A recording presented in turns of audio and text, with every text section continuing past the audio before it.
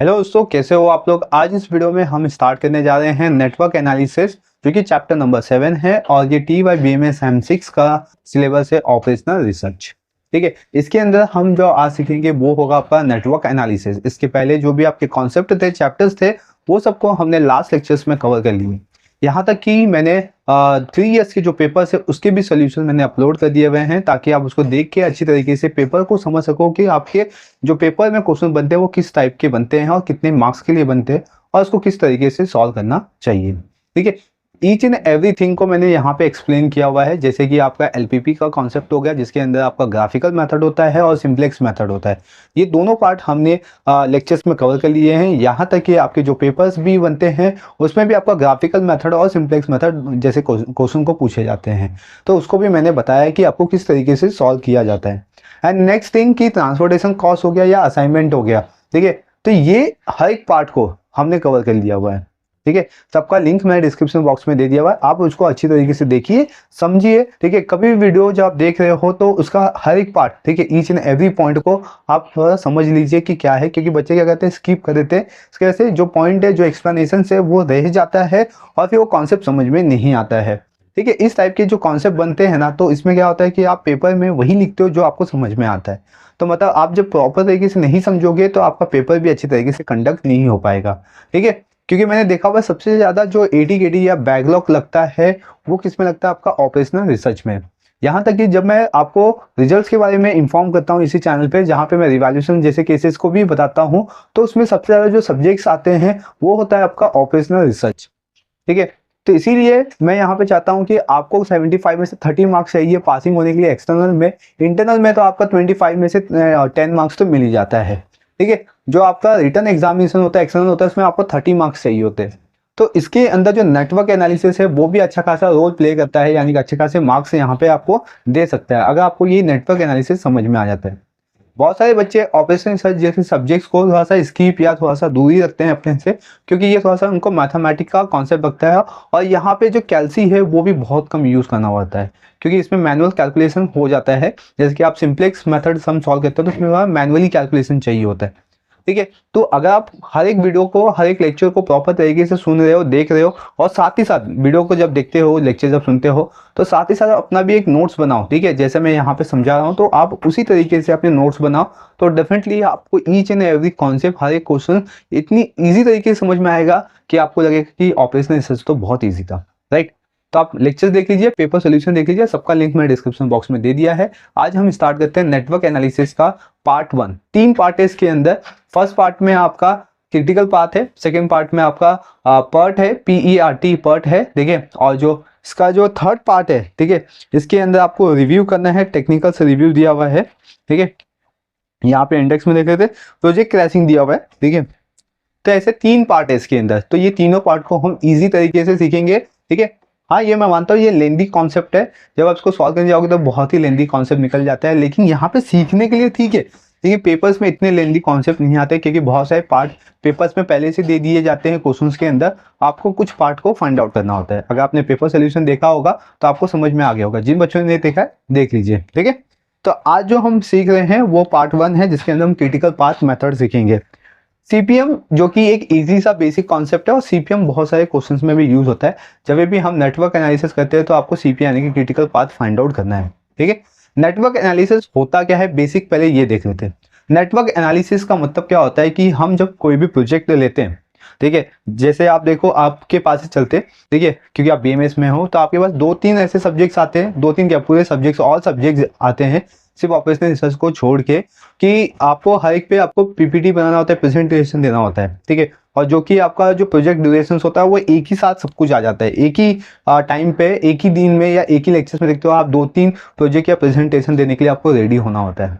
ठीक है, तो उस प्रोजेक्ट को कंप्लीट कैसे करते हैं हम लोग, तो इस पे हम देखते हैं जो सबसे ज़्यादा इंपॉर्टेंट है पहले उसको कवर करते हैं, जो बाद में है उसको हम बाद के लिए रख देते हैं। सेम उसी तरीके से क्या होता है कि जब कोई भी प्रोजेक्ट एक किसी पर्टिकुलर फील्ड्स में जाते हैं हम लोग, तो वहाँ पे क्या होता है कि 2-3 प्रोजेक्ट हम एक साथ लेते हैं। जैसे कि कंस्ट्रक्शन देखो, जब बिल्डिंग कंस्ट्रक्शन होते हैं तो जो बिल्डिंग कंस्ट्रक्शन का कॉन्ट्रैक्टर होता है, ठीक है, वो क्या करता है 2-3 प्रोजेक्ट एक साथ ले लेता है और फिर उसको कंप्लीट करने की कोशिश करता है। तो इसमें क्या होता है कि वही कोशिश होती है कि एक साथ तीनों जो प्रोजेक्ट कंप्लीट हो जाए। अगर एक ही टाइम में तीनों कंप्लीट होते हैं तो ज़्यादा बेनिफिट होगा, अगर ज़्यादा टाइम टेकन होगा तो दैट इसमें कॉस्ट इंक्रीज हो जाएगा, तो उसको प्रॉफिट भी बहुत कम होगा। तो इसमें क्या करना होता है कि हमको क्रिटिकल पाथ फाइंड आउट करना होता है। क्रिटिकल पाथ का मतलब क्या होता है कि हम कितनी जल्दी उस प्रोजेक्ट को कंप्लीट कर लेते हैं, और ठीक है, और उसी प्रोजेक्ट के उसी ड्यूरेशन के अंदर हमें जो रिमेनिंग जो प्रोजेक्ट है वो भी कंप्लीट करना होता है, राइट। तो मतलब नेटवर्क एनालिसिस में आपको प्रोजेक्ट असाइनमेंट जो आपको दिया गया है, टास्क जो आपको दिया गया है, उसको कुछ ग्राफिकल मेथड से बता के उसमें आपको टाइम बताना है, इतने टाइम में मेरा काम कंप्लीट हो जाएगा, जो कि सबसे हाईएस्ट डे होता है वो क्रिटिकल पाथ, राइट। इसके बेसिस पे हम क्या कर सकते हैं, आपका क्रिटिकल पाथ बता सकते हैं, प्रोजेक्ट क्रैशिंग बता सकते हैं, या PERT बता सकते हैं, यानी कि पर्ट एनालिसिस बता सकते हैं। पर्ट का मतलब क्या होता है, project evaluations and review techniques, ठीक है। तो ये सब चीज़ें हम कैसे बता सकते हैं, बाय ग्राफिकल मेथड। तो नेटवर्क एनालिसिस क्या होता है, ग्राफिकल मेथड पे, जहाँ पे हम किसी भी असाइनमेंट, किसी भी प्रोजेक्ट, किसी भी टास्क को कितने दिन में, कितने ड्यूरेशन में, कितने वीक में कंप्लीट कर पाते हैं, ठीक है। इसका मेन ऑब्जेक्टिव क्या होता है, इसका मेन ऑब्जेक्टिव होता है रिलेशन बिटवीन द एक्टिविटीज, ठीक है, और रिलेशनशिप बिटवीन एक्टिविटीज ही दिया हुआ है यहाँ पे, ठीक है, मेन ऑब्जेक्टिव्स के अंदर। तो क्योंकि नेटवर्क एनालिसिस आपका पूरा डिपेंड है आपके टाइम ड्यूरेशंस पे और आपके एक्टिविटीज पे, कितना टाइम एक पर्टिकुलर टास्क को लगता है, ठीक है, एक नेटवर्क को कितना टाइम लगता है, उसके बेसिस पे ओवरऑल कितना टाइम लगा है, यही सब बताना आपका मेन ऑब्जेक्टिव्स होता है नेटवर्क एनालिसिस के अंदर, ठीक है। तो अब इसके अंदर सीखना क्या है हमें, एक तो सीखना है कि how to construct the network diagram, पहला पॉइंट ये सीखना है हमें। डमी एक्टिविटी सीखना है, क्योंकि बहुत से ऐसी नेटवर्क एक्टिविटीज आ जाती है जहाँ पे बच्चे कंफ्यूज हो जाते हैं और वो नेटवर्क डायग्राम बना नहीं पाते, तो इसलिए वहाँ पे हम क्या कहते हैं कि डमी एक्टिविटीज भी यूज करते हैं। सेम इसी तरीके से आपका कॉमन एरर भी होता है नेटवर्क एनालिसिस के अंदर, उसको भी हम सीखेंगे। एंड देन इसके बाद determination of the critical path, ठीक है, आपको डिटरमाइंड करना है कि जो भी टाइम एस्टिमेटेड दिया गया है वो पर्टिकुलर जो नेटवर्क है उसको कितना टाइम ड्यूरेशन लगेगा वो आपको बताना है, उसको डिटरमाइंड करना है। एंड देन टाइम एस्टिमेटेड आपको, जैसे मैंने बताया कि कभी कभी गिवन होता है, नहीं गिवन होता है तो आपको बताना होगा कि कितने टाइम में, कितने ड्यूरेशन में आपका काम कंप्लीट होगा। ये सब पार्ट को मिला के हम क्या सीखेंगे, क्रिटिकल पाथ मेथड, ठीक है। तो मतलब ये आपको टोटल 6 पॉइंट यहाँ पे सीखना है। सबसे पहले तो सीखना है कि कंस्ट्रक्शन किस तरीके से हम करते हैं नेटवर्क का, ठीक है। तो चलिए यहाँ पे हम लोग क्या करते हैं, एक एक पॉइंट को कवर करते हैं, जो कि ये चैप्टर थोड़ा सा लेंदी है, तो हम इसके अंदर 2 से 3 लेक्चर्स लेंगे, ठीक है, ताकि मैं इसको आपको अच्छे से समझा सकूं। हार्डली मैं 3 से 4 3 लेक्चर्स में कवर कर दूंगा, नहीं तो एक एक्स्ट्रा लेक्चर जाएगा, तो 4 लेक्चर हो जाएंगे इस पे समझने के लिए, क्योंकि ईच एंड एवरी पॉइंट को मैं यहाँ पे एक्सप्लेन करूंगा ताकि आपको ईच एंड एवरी पार्ट इसमें समझ में आए, और ईजी वे में एक्सप्लेन करूंगा ताकि आप एक ही बार में इसको समझ जाओ, ठीक है, एक ही बार में समझ जाओ और अपने पेपर्स को कंप्लीट कर सको। तो फर्स्ट वन हम सीखेंगे कंस्ट्रक्शंस, ठीक है, उसके बेसिस पे 2-3 और पॉइंट में यहाँ पे कवर कर दूंगा। तो चलिए यहाँ पे मैं कुछ सम्स ले लेता हूँ ताकि मैं आपको बता सकूँ कि how to construct the network diagram. Okay दोस्तों, यहाँ पे अभी आप देख सकते हो मैंने एग्जाम्पल नंबर 1 और एग्जाम्पल नंबर 2 यहाँ पे लिख दिया हुआ है, ठीक है, आपको बता सकूँ कि how to construct the network diagram, ठीक है। ये पूरे चैप्टर्स के अंदर जो आपको दिया हुआ है तीनों पार्ट, ठीक है, नेटवर्क एनालिसिस का फर्स्ट, सेकेंड, थर्ड पार्ट, ये तीनों पार्ट के अंदर सबसे मेन क्या होता है ना, आपका नेटवर्क डायग्राम, क्योंकि नेटवर्क डायग्राम के बेसिस पे आपका 50% सॉल्यूशन कंप्लीट हो जाता है, ठीक है, क्योंकि अगर आपने नेटवर्क डायग्राम सही से बनाया हुआ है तो दैट इज मीन्स आपने जो आने वाली जो सोल्यूशन है इसके बाद नेटवर्क डायग्राम के बाद वो इजी तरीके से कवर हो जाएगा। अगर आपका डायग्राम रॉन्ग हो गया तो दैट इज मीन्स आपका आने वाला जितना भी सोल्यूशन है सब रॉन्ग हो जाएगा। इसीलिए कंस्ट्रक्शन बहुत ज़्यादा इंपॉर्टेंट होता है कि अगर आप सही तरीके से कर रहे हो दैट इज मीन्स आपको फुल मार्क्स मिलने वाला है, ठीक है। तो फर्स्ट देखते हैं, हम फर्स्ट एग्जाम्पल को समझते हैं, ठीक है। इसका डायग्राम मैं यहाँ पे बनाता हूँ आपको समझाने के लिए, जो कि हम यहाँ पे फर्स्ट जो पॉइंट है उसको कवर करते हैं, कंस्ट्रक्शंस को, ठीक है। एक्टिविटीज दी गई है आपको, प्रीसीडिंग एक्टिविटीज दी गई है। एक्टिविटीज का मतलब ये सब आपको एक्टिविटीज है A to H तक, टोटल 8 एक्टिविटीज दी गई है, इस एक्टिविटीज को आपको कंप्लीट करना है। इसके लिए आपको क्या दिया गया, प्रीसीडिंग एक्टिविटीज। प्रीसीडिंग एक्टिविटीज का मतलब क्या होता है, अभी देखो यहाँ पे फर्स्ट पे डैश दे दिया गया है, ठीक है। अभी यहाँ पे देखते ए ऐसा लिखा हुआ है, मतलब कि जब आपकी ए एक्टिविटीज कंप्लीट होगी तो उसके बाद से बी एंड सी जो एक्टिविटीज है वो स्टार्ट हो जाएगी। जब ए एक्टिविटीज कंप्लीट होगी तो उसके बाद से क्या होगा, बी एंड सी स्टार्ट होगा, यानी कि फर्स्ट इसको कंप्लीट करना है, देन इसके बाद ये सब स्टार्ट करना है, ठीक है। ए कंप्लीट हुआ तो बी एंड सी स्टार्ट होगा, बी कंप्लीट होगा तो डी स्टार्ट होगा, सी कंप्लीट होगा तो ई एक्टिविटीज स्टार्ट होगी। इस तरीके से आपको दिया गया, यानी कि ये पहले कंप्लीट करना है, देन इसके बाद इसको फॉर्मुलेटिंग करते रहना है। कैसे करना है ये मैं बता देता हूँ। फर्स्ट वन देखो यहाँ पे ए एक्टिविटीज है, ठीक है, ये किसके बाद स्टार्ट होगा ऐसा कुछ नहीं लिखा हुआ है, यानी कि आपकी ए एक्टिविटीज ही स्टार्ट होगी, सबसे फर्स्ट जो एक्टिविटीज है वो क्या है आपकी ए। तो अब इसको बनाना कैसे है, तो हम क्या कहते हैं, पहले ऐसा कोई एक्टिविटीज दिया नहीं गया है कि प्रीसीडिंग कोई होगी, ठीक है, तो यहाँ पे 1 देखते हैं, ठीक है, फिर इसके बाद इसमें ए ऐसा लिखेंगे, ए एक्टिविटीज, राइट, नंबर देंगे, सर्कल बना के इसमें नंबर देंगे। इस सर्कल को हम बोलते हैं नोड, बोलते हैं, क्या बोलते हैं, node, NODE, node, clear. Then अभी यहाँ पे ए एक्टिविटीज हो गया, ठीक है, स्टार्ट हो गए ए एक्टिविटीज, और यहाँ पे ए हो गया तो मतलब कंप्लीट हो गए वहां पे। अभी ए एक्टिविटीज के बाद क्या होगा, बी एंड सी स्टार्ट होगा, ठीक है, तो यहाँ पे नोड बनाना होगा हमें, ठीक है, तो ऐसा 2 एक्टिविटीज से स्टार्ट होगा, यहाँ पे आएगा 3, यहाँ पे आएगा 4। ए से क्या स्टार्ट होगा, बी, यहाँ पे बी लिखते हैं, और ए से क्या स्टार्ट होगा, सी। ए एक्टिविटीज कंप्लीट हुआ तो बी एंड सी स्टार्ट हो जाएगा, यहाँ पे देखते रहना है, ठीक है, बी एंड सी यहाँ तक हो गया। अब बी से क्या स्टार्ट होगा, डी एक्टिविटी से स्टार्ट होगा, तो बी यहाँ पे है, तो यहाँ से क्या होगा, अभी डी एक्टिविटी स्टार्ट होगा, इसको पॉइंट देते हैं 5, क्लियर। देन अब इसके बाद क्या कहते हैं, आपको देख सकते हो सी एक्टिविटीज है, सी के बाद क्या स्टार्ट होगा, ई एक्टिविटीज, तो यहाँ पे ऐसा लेते हैं ई, और इसको पॉइंट देते हैं 6, ठीक है, समझ रहे हो यहाँ पे किस तरीके से हम कंस्ट्रक्शन कर रहे हैं। देन ये हो गया, क्या हो गया, अभी ई एक्टिविटीज कंप्लीट हो गई, यहाँ पे फिर आता है डी, डी पे क्या है, एफ, तो डी से क्या होगा, एफ स्टार्ट होगा, देखिए। अभी यहाँ पे ध्यान देना है, बहुत सारे बच्चे क्या करते हैं, ऐसा बना देते हैं, हाँ एफ, और यहाँ पे पॉइंट नंबर 7 दे देते हैं, ठीक है, मैं आपको सिर्फ बता रहा हूँ कि आप लोग मिस्टेक कहाँ करते हैं, ये सोल्यूशन नहीं है अभी। फिर देखो डी से ई एफ स्टार्ट हो गया, ई से जी, यहाँ पे ऐसा जी हो गया, ठीक है, यहाँ पे 8। अब क्या लिखा है, एफ एन जी से एच, तो अब क्या करेंगे, एफ एन जी से एच आपको स्टार्ट करना है, तो ऐसा कर सकते हैं हम लोग। तो बट यहाँ पे देख रहे हो, यहाँ पे 2 एक्टिविटीज निकल के आ रही है। अभी ये 2 एक्टिविटीज का नाम क्या है, ये 2 एक्टिविटीज का कोई नाम ही नहीं है अभी। देखिए इसको एच दे नहीं सकते, एच देंगे तो यहाँ पे देंगे, नहीं यहाँ पे नहीं दे सकते, तो यहाँ पे दे, यहाँ पे भी नहीं दे सकते, क्योंकि एच कोई एक ही एक्टिविटीज है, समझे यहाँ पे। तो हम क्या कर सकते हैं ना, ऐसा डायग्राम नहीं बनाएंगे, क्योंकि मोस्ट ऑफ दी मैंने देखा हुआ है कि बच्चे यहीं पे मिस्टेक करते हैं, ठीक है, और उनको समझ में नहीं आता है, फिर इसके बाद वो यहीं पे स्किप कर देते हैं इस सम्स को। तो आपको ऐसा नहीं बनाना है। अब इसके लिए क्या देखना है वो बताता हूँ मैं। तो फर्स्ट वन देखिए, सबसे लास्ट में क्या लिखा हुआ है, एफ एंड जी, जब भी ऐसा आपको मिलेगा उसका मतलब क्या होगा कि एफ एंड जी कंबाइंड होगा, ठीक है, तो एफ एंड जी क्या होगा, कंबाइंड होगा या मर्ज होगा, राइट।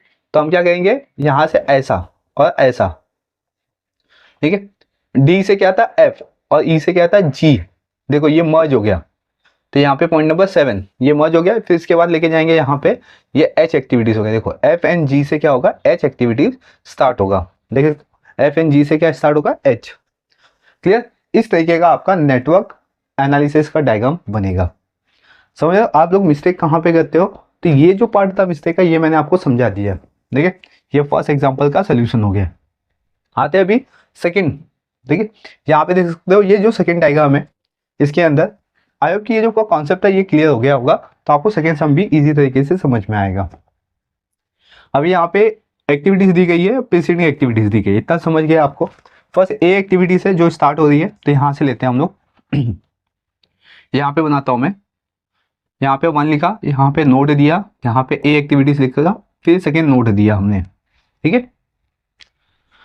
फिर ए से क्या होगा, B and C same start हो रहा है, यहाँ पे ए से बी और ए से सी, यहाँ पे 3, यहाँ पे 4, ये हो गया यहाँ तक सी एक्टिविटीज का कंप्लीट। अभी देखो बी से डी है, बी से ई है, ऐसी 2 एक्टिविटीज है, बी से डी है और बी से ई एक्टिविटीज दी गई है, और बाद में क्या दिया गया, सी एंड ई कंबाइंड होगा, तो सी देखो यहाँ पे, और बी से भी ई स्टार्ट हो रहा है, हाँ ये भी देखना है आपको।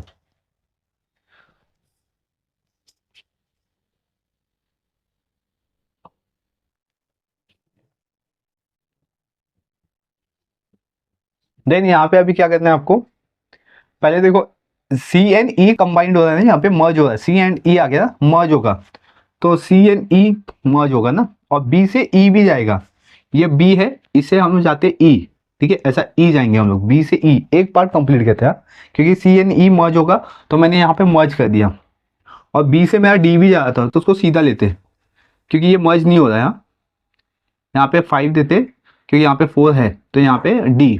देखो बी से डी हो गया, बी से ई हो गया, अब सी एन ई से एफ बनेगा, तो सी एन ई से एफ बना देते हैं यहाँ पे 6, क्या आएगा यहाँ पे एफ। क्लियर? देन ये हो गया। अब डी से जी जाएगा और एफ से एच जाएगा, लेकिन इसमें लिखा है जी एन एच मर्ज होगा।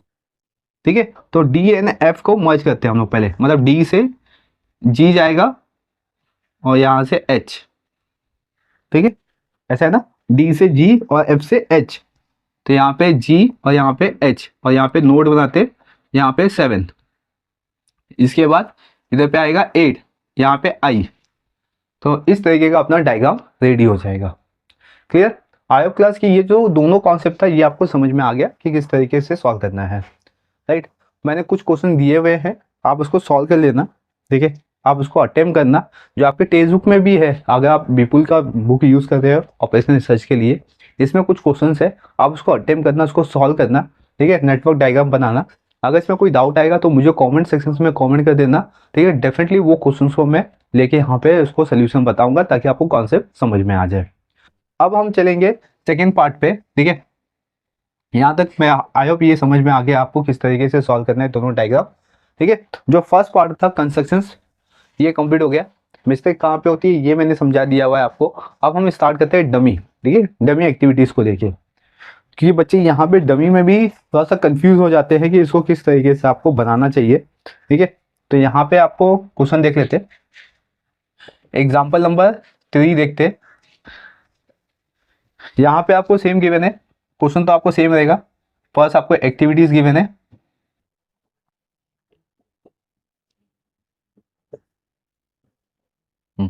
एक्टिविटीज है यहाँ पे।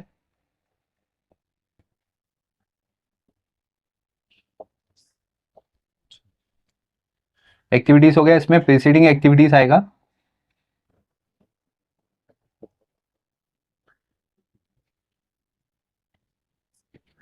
एक्टिविटीज में आपको A to F गिवन है, A B C D E and F।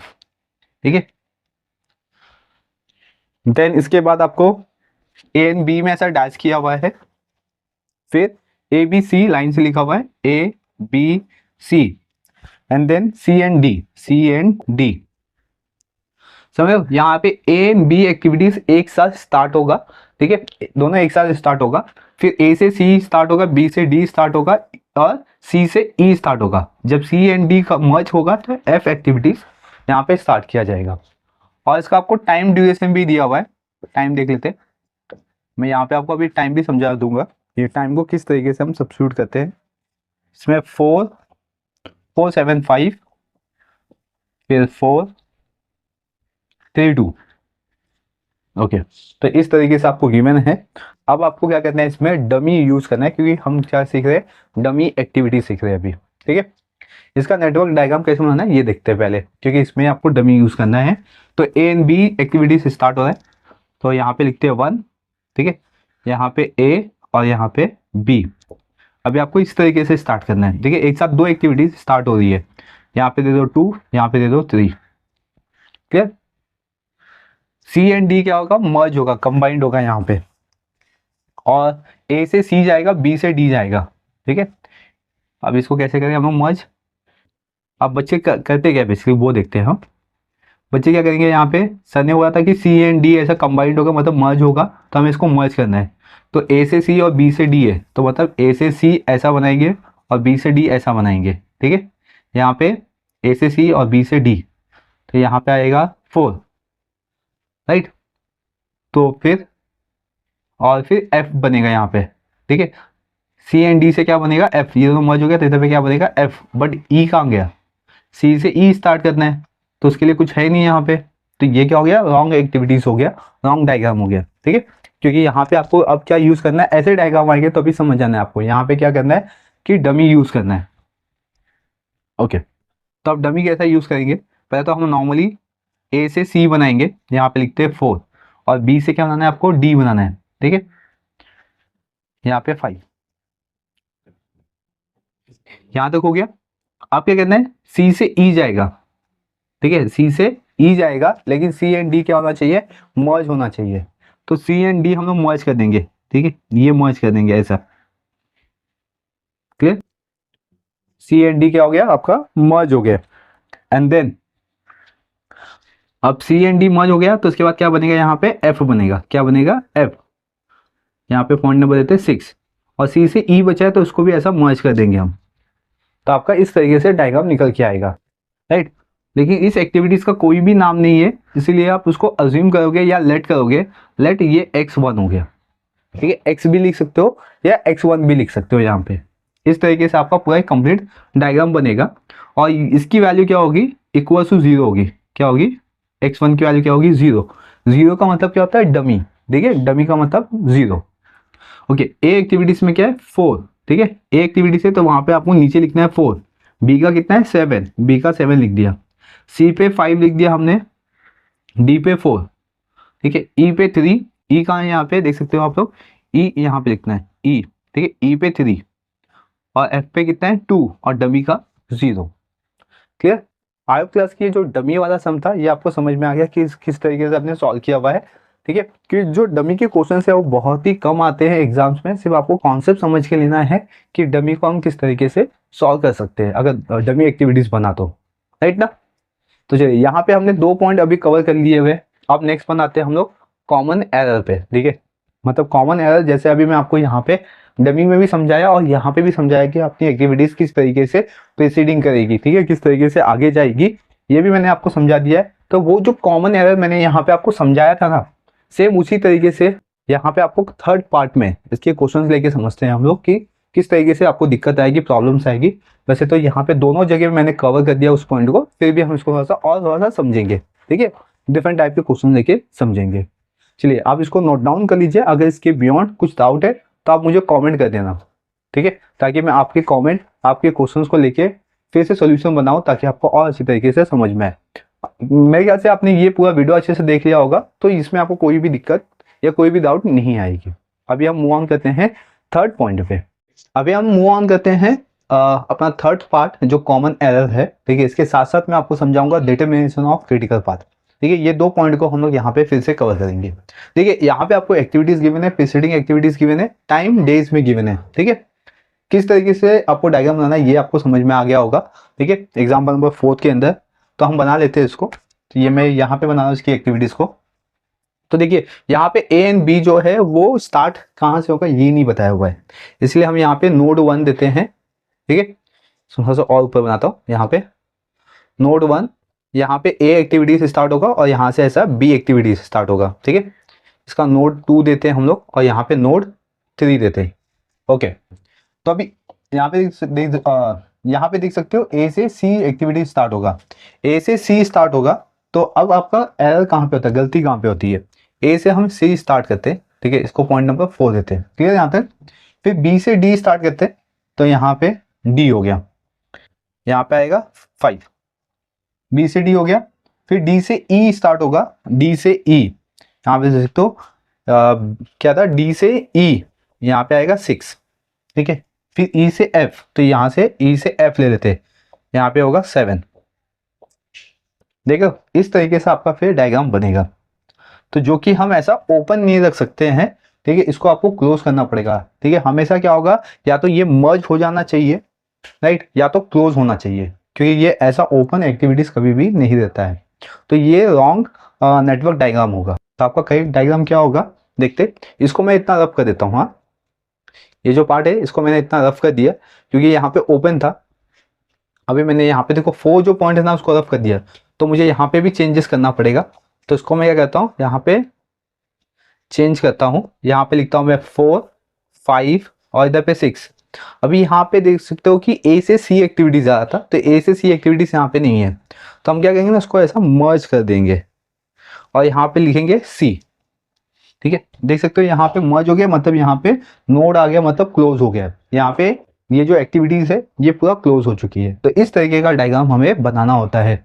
तो बच्चे यहीं पे कंफ्यूज हो जाते हैं कि किस तरीके से हम डायग्राम बनाएं। ठीक है, ये अभी हम कंस्ट्रक्शन ऑफ डायग्राम क्यों सीख रहे हैं, क्योंकि इसके बेसिस पे जो हम बड़े बड़े क्वेश्चंस कंप्लीट करने वाले हैं, तो उसका बेसिक जो कॉन्सेप्ट है वो आपको समझ में आ जाना चाहिए। अगर ये जो बेसिक कॉन्सेप्ट नहीं समझ में आएगा, क्योंकि जैसे मैंने बताया नेटवर्क डायग्राम के बेसिस पे आपके आगे के जितने भी क्वेश्चन है सब डिपेंडेड है। ठीक है।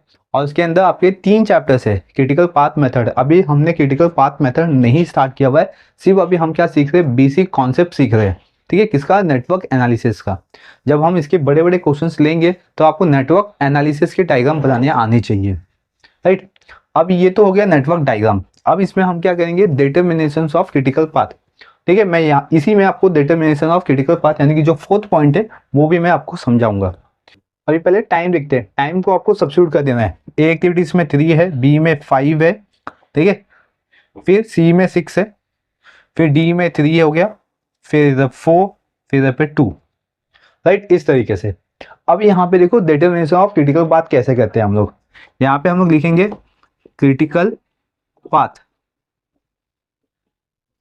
ठीक है, ओके। तो अभी क्रिटिकल पाथ कितना है आपके पास वो देखना है। देख सकते हो पहले तो ए से यहाँ पे सी है, क्या, ए से सी, तो यहाँ पे ए डैश सी लिखते हैं हम लोग, ठीक है। या तो आप नंबर भी दे सकते हो, नंबर में क्या दोगे, 1 2 6, 1 2 6 ऐसा भी दे सकते हो आप, ठीक है। नेक्स्ट थिंग, ये तो हो गया फर्स्ट। आप सेकेंड का देखते हैं, क्या है, B D E F, B D E F, ठीक है। और इसमें क्या लिखा हुआ है, 1 3 4 5 6, 1 3 4 5 6, ओके। अभी यहाँ पे आप लोग टाइम देखते हैं, यहाँ पे टाइम क्या है, 3 और 6 है, तो 3 + 6 तो कितना आएगा, 9, 9 डेज। क्योंकि हमें क्वेश्चंस में यहाँ पे डेज गिवन है तो हमने इसलिए यहाँ पे डेज लिख लिया। अब सेम इसी तरीके से नेक्स्ट भी करते हैं। यहाँ पे क्या है, 5 + 3 + 4 + 2, ठीक है, इसको ऐड करते हैं हम, तो कितना आएगा, 8, 8 + 4 12, 12 + 2 14, तो 14 डेज आ गए यहाँ पे, ठीक है। तो अब इसमें क्रिटिकल पाथ किसका रहेगा, 9 डेज का या 14 डेज का। तो जो सबसे हाईएस्ट होता है वो बनता है अपना क्रिटिकल पाथ। तो मैं यहाँ पे लिखता हूँ देयरफॉर क्रिटिकल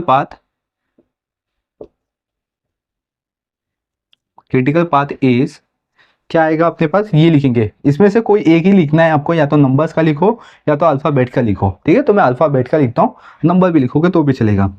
तो B D E F, right. और यहाँ पे लिखते हैं एक्सपेक्टेड प्रोजेक्ट कंप्लीशन, ठीक है, कंप्लीशन डेज, तो कितना लगेगा हमें, 14 डेज लगेगा, ठीक है। और जो नॉन क्रिटिकल पाथ है उसको भी लिख देता हूं मैं, A-C है, ठीक है। ये क्या है, नॉन क्रिटिकल पाथ है, और ये क्या है, क्रिटिकल पाथ है। समझ गए यहाँ पे। तो आई होप कि ये जो determination of the critical path है ये भी आपको समझ में आ गया है कि किस तरीके से आपको इसको सॉल्व करना चाहिए, ठीक है। एंड नेक्स्ट थिंग कि क्रिटिकल पाथ किस तरीके से, सॉरी, डायग्राम कैसे बनाते हैं ये भी आपको समझ में आ गया होगा। चलिए इसके बेसिस पे हम सेकेंड एग्जाम्पल देखते हैं और समझते हैं इसको। तो यहाँ पे देख सकते हो सेम एक्टिविटीज गिवन है, प्रीसीडिंग एक्टिविटीज गिवन है, टाइम एंड डेज गिवन है यहाँ पे, क्लियर। तो फर्स्ट देख सकते हो ए एक्टिविटीज है, इसका कोई भी स्टार्टिंग नहीं है, ठीक है। तो यहाँ पे हम क्या कहते हैं, ए एक्टिविटीज का सिंगल सा नोड बनाते हैं ऐसा, ए, यहाँ पे ए एक्टिविटीज हो गया, राइट। अभी ए से 2 एक्टिविटीज स्टार्ट हो रही है, बी एंड सी, तो हम बी एंड सी स्टार्ट करते हैं, यहाँ से बी और यहाँ से सी, बी सी, इसको नेमिंग या नंबर देते हैं 3 और इसको 4, ओके। तो ये हो गया सी तक। अब क्या कहते हैं, बी से डी है और सी से ई है। आप यहाँ पे देख सकते हो ये दोनों मर्ज होगा। अगर एफ एक्टिविटी स्टार्ट होगा तो भी डी एन ई मर्ज होगा, जी स्टार्ट होगा तो भी डी एन ई स्टार्ट होगा, क्लियर। इस तरीके से हो रहा है। तो अब क्या करेंगे हम लोग, उसको पहले मर्ज कर लेते हैं, क्योंकि बी से डी होगा और सी से ई होगा, है ना। तो यहाँ पे हम इसको ऐसा मर्ज करते हैं। तो यहाँ पे क्या करोगे, डी और यहाँ पे ई, इसको देते हैं पॉइंट नंबर 5, क्लियर। देखो अगर ये मर्ज हो गया डी एंड ई तो क्या स्टार्ट होगा, एफ स्टार्ट होगा, ठीक है। तो ये मर्ज हो गया तो क्या स्टार्ट होगा, एफ। तो हम लोग उसको एफ को ऐसा बनाते हैं 5 से 6 एफ। लेकिन सेम इसी तरीके से यहाँ पे जी, क्लियर। तो अब ये कैसा हो गया, ओपन हो गया, तो हम उसको ओपन नहीं छोड़ सकते। बच्चे क्या करते हैं, यहीं पे छोड़ देते हैं, तो इस वजह से उनका रॉन्ग हो जाता है। इसको ओपन नहीं छोड़ना है आपको, इसको क्लोज करना है। तो अब क्लोज करने के लिए हमें क्या करना होगा, अभी इसके पहले हमने क्या सीखा था, डमी सीखा था, तो हमें यहाँ पे अभी डमी यूज करना होगा। क्या यूज करना होगा, डमी। ठीक है, इसका नेमिंग करते हैं x1। क्लियर। और डमी की वैल्यू क्या होती है, 0। समझ गए। यहाँ पे कभी भी आपको ओपन नहीं छोड़ना है, उसको क्लोज करना ही पड़ेगा। अभी यहाँ पे कुछ मर्ज नहीं हो रहा था, तो इसके लिए हमने क्या किया, डमी यूज कर लिया। ठीक है, अभी देखो यहाँ पे ऐसा ये मर्ज हो सकता था, ठीक है, तो इसको हमने मर्ज कर लिया, बट यहाँ पे ऐसा मर्ज नहीं होगा, राइट। तो इसीलिए हम क्या करेंगे, यहाँ पे डमी यूज करेंगे। चलिए अब इसका टाइम रखते हैं और determination of the critical path निकालते हैं। यहाँ पे आएगा 3, ठीक है, 7, बी पे 7 था, फिर 4, फिर 3, फिर 2, ठीक है, अगेन 2, फिर 4, राइट। यहाँ पे लिखते हैं क्रिटिकल पाथ। अभी क्रिटिकल पाथ में कैसे देखेंगे वो देखते हैं। यहाँ पे पहले तो ए लिखा है यहाँ पे, फिर ऊपर जाएंगे बी, बी से फिर यहाँ पे हाँ डी, फिर डी से एफ, ठीक है, फिर एफ से यहाँ पे x1। समझ, ऐसा जाना है आपको, इस तरीके से ऊपर नीचे ऐसा गया हुआ है, ठीक है। फिर सेकेंड यहाँ पे ए, फिर नीचे की साइड आता है अभी ए, सी, यहाँ पे सी, सी के बाद फिर ई, फिर ई के बाद यहाँ पे जाते जी, ठीक है, जी हो गया, राइट। तो जी पे यहाँ पे छोड़ देंगे, क्योंकि देखो ये नीचे की तरफ आ रहा है, ये ऊपर की तरफ नहीं जा रहा है, नीचे की तरफ आ रहा है, तो इसमें नहीं लिखेंगे फिर, क्योंकि ये लास्ट हो गया। ओके, देन अब इसके बाद इसका जो टाइम है इसको ऐड करते हैं। ए बी है ना, यहाँ पे ए पे कितना है 3, ठीक है, फिर बी पे 7, फिर डी पे 3, फिर 2, फिर 0। अब इसको ऐड करते हैं, 3 + 7 10, 13, 15, तो यहाँ पे आएगा 15 डेज। फिर ए सी ई जी जाते हैं हम लोग, तो 3 4, 3 + 4 + 2 + 4, ठीक है, इसको ऐड करते हैं 7 9, 9 + 4 13, यहाँ पे आएगा 13 डेज। तो इसमें से सबसे बिगर नंबर कौन सा है, 15, ठीक है, तो यहाँ पे हम 15 को लेते हैं क्रिटिकल पाथ और 13 को लेंगे हम नॉन क्रिटिकल पाथ। वैसे तो नॉन क्रिटिकल पाथ आपको शो करने की जरूरत नहीं है, लेकिन आपको मालूम होना चाहिए कि नॉन क्रिटिकल पाथ होता क्या है। तो देयरफॉर यहाँ पे लिखेंगे क्रिटिकल पाथ इज, क्या आएगा, यहाँ पे लिखेंगे ये पूरा alphabet A B D E sorry F, फिर x1, यहाँ पे लिखेंगे एक्सपेक्टेड प्रोजेक्ट कंप्लीशन डेज, कितना लगेगा हमें, 15 डेज लगेगा, ठीक है। और लिख लेते हैं यहाँ पे non critical path is, non critical path क्या है अपने पास, ए सी ई जी। क्लियर।